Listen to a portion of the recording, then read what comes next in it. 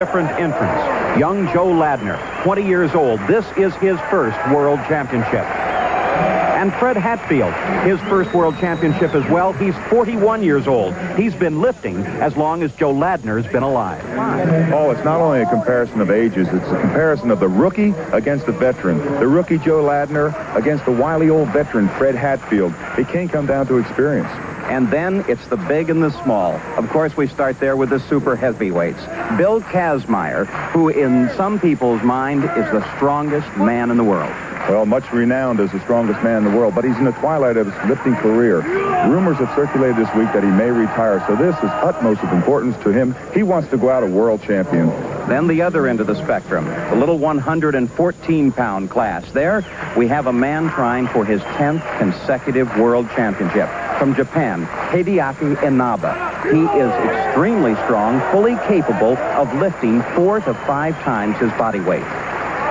Powerlifting is just exactly what the title implies. It is a sport of power and strength. Technique is not at a premium here. There are 3 lifts: the squat, the bench press, and the deadlift. Each competitor has 3 attempts at each. And here is a most remarkable little man, the 52-kilogram, 114-pound class from Japan, Hideaki Inaba, 9 times the world champion.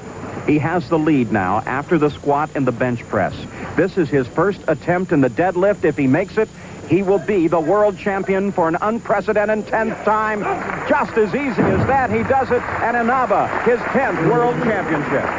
Oh, the amazing thing is that Inaba is a 40-year-old lifter. Now he must decide what he wants to do. Will he go for another world record? Let's go back and look at the earlier competition with Inaba. This is his squat at 225 kilos, 496 pounds. And by the way, that's about 7 kilos, his starting squat, above the European record. No problems at all for Inaba on his squat. Then the bench press. This is his 3rd attempt. 115 kilos, 253 pounds. He has already missed once at this weight, but makes it easily now, and that is 10 pounds heavier than his bench press in the last world championship. And recognize that he is already the world champion, the first man in history to clinch a world championship 10 times. Now he is back out. He has passed. His 3rd attempt in the competition will go outside the competition to try for a world record. The old world record, 232.5 kilos, 512.5 pounds. There is now 514 pounds on the bar. Oh, this is like lifting 2 Joe Jacobys of the Washington Redskins.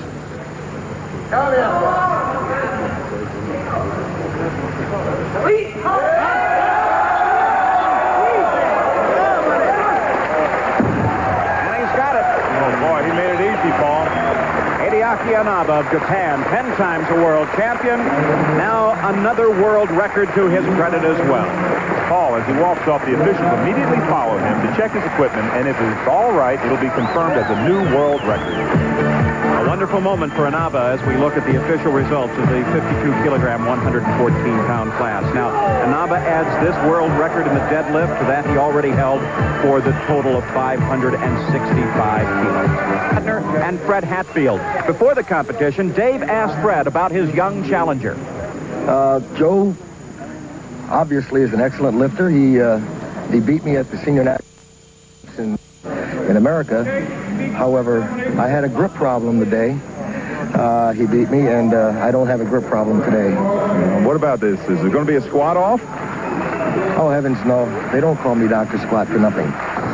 While this class, like the sport, is dominated by Americans, there's a possibility that this Britisher, Tony Stevens, could ruin the day for the U.S.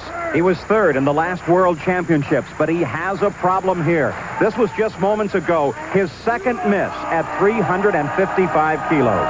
Away from the meet, he is a true British gentleman, but he hopes when he's on the platform, he's viewed a little differently. I would hopefully think they thought I was a raging lion, you know, when I'm out on the platform, but not outside the platform, obviously, but on the platform, yeah, definitely, yeah.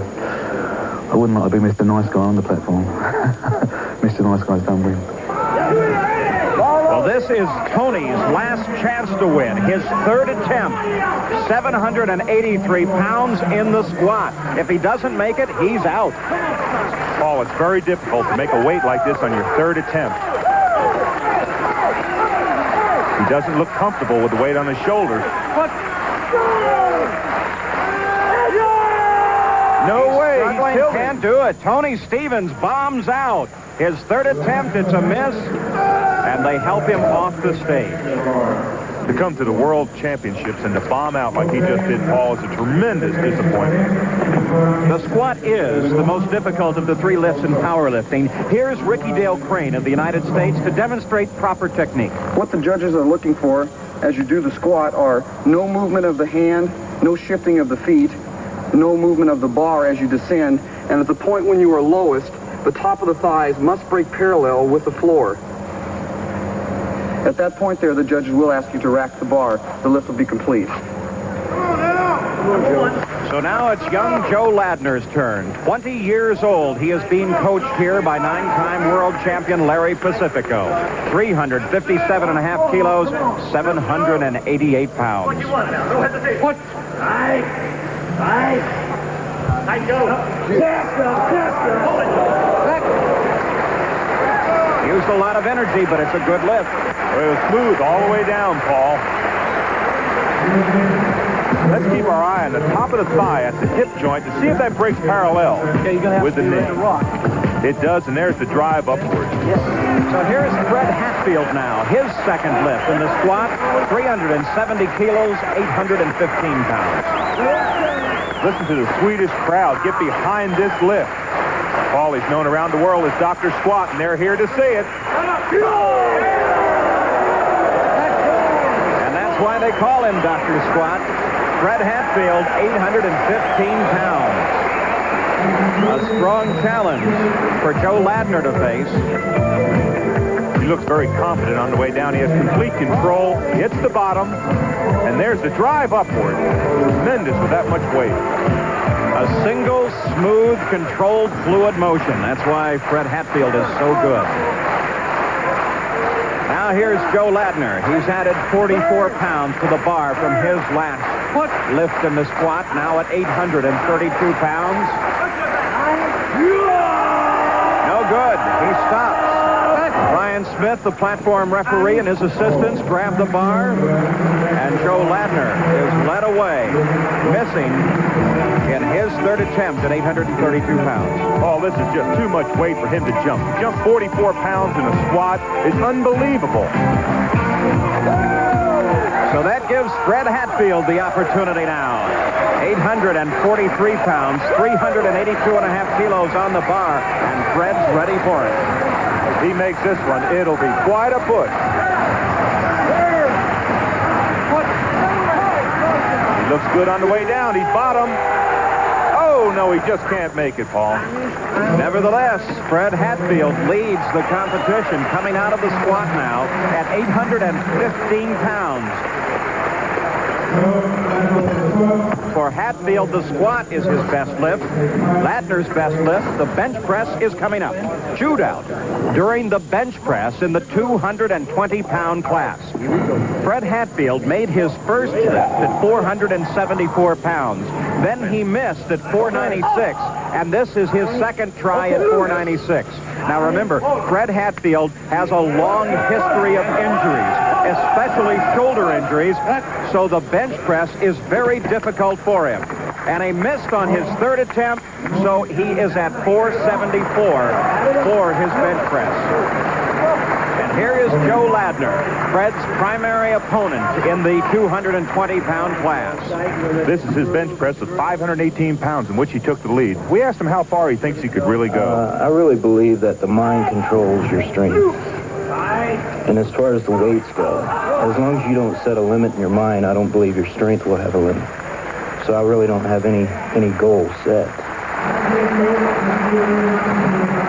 So with his bench press at 235 kilos, 518 pounds, Joe Ladner moves into the lead by 17 pounds. The weights are on the floor for the deadlift. Here's Ricky Dale Crane to explain. The deadlift is the ultimate test in powerlifting. Most people prefer the conventional style with your feet close. I prefer the sumo style with your feet wide, close to the bar. As you reach down and grab the bar, grabbing it with your hands alternately gripped to avoid slipping. As you begin to pull the lift up, not dragging the bar on the thighs, and completing the lift by locking your knees, thrusting your shoulders back. The judges at that point will give you the signal to let the bar down. So the battle continues between Fred Hatfield and Joe Ladner. Now Ladner has already deadlifted 722 pounds. Hatfield has called for 738 pounds. If he can lift it, he will tie Ladner with one lift to go. He's got it, Paul.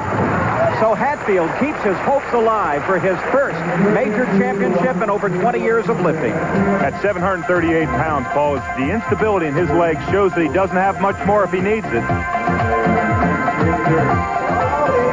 So here's Joe Ladner, his second attempt, now at 744 pounds. That's 22 pounds heavier than his opener. The 22 pounds isn't a significant thing, Paul. It's the fact that he opened at 722 pounds. A lot of weight for Joe Ladner. Oh, his legs are starting to shake. He's not going to make it.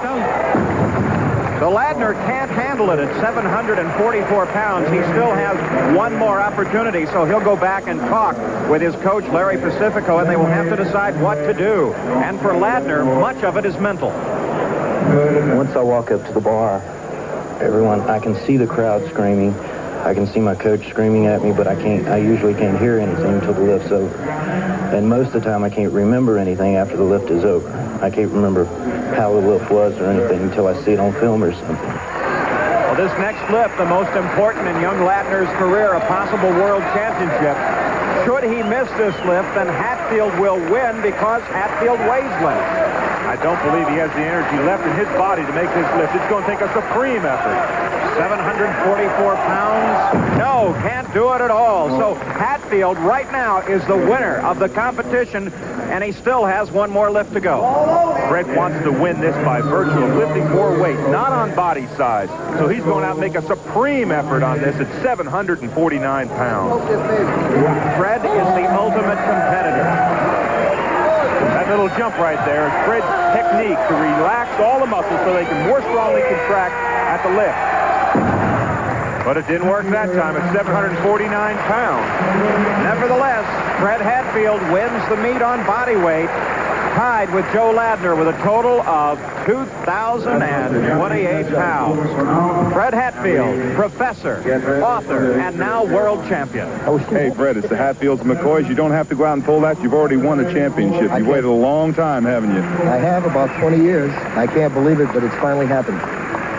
Congratulations. We're really proud of you. Well, thank you. I didn't think I was going to have it in me, but I predicted I'd win it, but I didn't really believe it. You certainly did. Dr. Squat, world champion. And coming up, the super heavyweights. The statue of Poseidon, god of the seas, not far from the arena here in Gothenburg, Sweden. Against the veteran, the rookie Joe Ladner, against the wily old veteran Fred Hatfield. It can't come down to experience. And then it's the big and the small. Of course, we start there with the super heavyweights.